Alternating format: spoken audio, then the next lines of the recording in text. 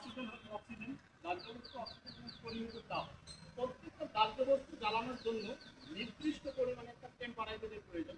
আমাদের যে পেট্রোলিয়াম জাতীয় যে পদার্থগুলি আছে, পেট্রোল অক্টেন, এগুলি আপনার 73 ডিগ্রি থেকে 150 ডিগ্রি তাপমাত্রার মধ্যে জ্বলে। এর উপরে যেগুলো সেটা হচ্ছে 150 ডিগ্রি তাপমাত্রার উপরে জ্বলে আমাদের কাঠ, খড়, দুটো বাঁশ, ঝাল ইত্যাদি ইত্যাদি এগুলি করে। এখন প্রশ্ন হচ্ছে আমরা এই পুরো জায়গায় দাঁড়িয়ে সেখানে আমাদের দাহ্য বস্তু আছে, অক্সিজেনও আছে, এখানে আমার শুধু অভাব হলে নির্ধারিত তাপমাত্রার অভাব। এই নির্ধারিত তাপমাত্রা এখানে নাই।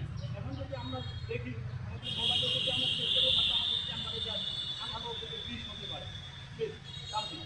কিন্তু একটা দাহ্য বস্তু ন্যূনতম দাহ্য বস্তু জ্বালানোর জন্য আমাদের কি একটা তাপমাত্রা সুতরাং নির্ধারিত তাপমাত্রার উপনীত না হওয়ার কারণে এই জায়গায় অগ্নিকাণ্ড ঘটে না। যখন এই তাপমাত্রাটা গিয়ে আমরা পৌঁছাবো তখনই কিন্তু অগ্নিকাণ্ড সংঘটন হবে এবং রিয়াকশন করতে হবে। এখন প্রশ্ন হচ্ছে যদি কোনো জায়গায় অগ্নিকাণ্ড সংঘটিত হয় তাহলে সেখানে আমরা কি সিদ্ধান্ত গ্রহণ করবো, আমাদেরকে কীভাবে নির্বাচন করবো? আমাদের 3টি উপাদানের যে কোনো একটি উপাদান আমাদের করতে ফেলতে হবে। আর দাহ্য বস্তু সরিয়ে ফেলতে হবে স্টারবেশন সিস্টেম আমাদের ভাষায় বলি। যেমন আমরা গ্রাম অঞ্চলে কী করি, এক ঘরের প্রবন্ধ করে আমরা পাশের ঘরগুলি ভেঙে দিই যেন আর নতুন কোনো দাহ্য বস্তুতে অগ্নিসংযোগ ঘটতে না পারে। এখন একটু পাটের গোডাউনে আগুন লাগলে পাশের খামারটা আমরা ফিরিয়ে ফেলতে পারি, এটা অনেক ছোট।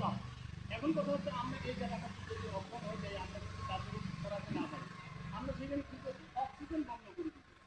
অক্সিজেন নিজে জ্বলে না, অক্সিজেন এখন জ্বলতে সাহায্য করে। এখন অক্সিজেন সরবরাহ আমরা বড় আগুনের ক্ষেত্রে করতে পারবো। একটা রুমে আমি কীভাবে অক্সিজেন বন্ধ করবো? অক্সিজেন বন্ধ করতে পারি একমাত্র আমরা, সেটা হচ্ছে লিকুইড ফায়ার।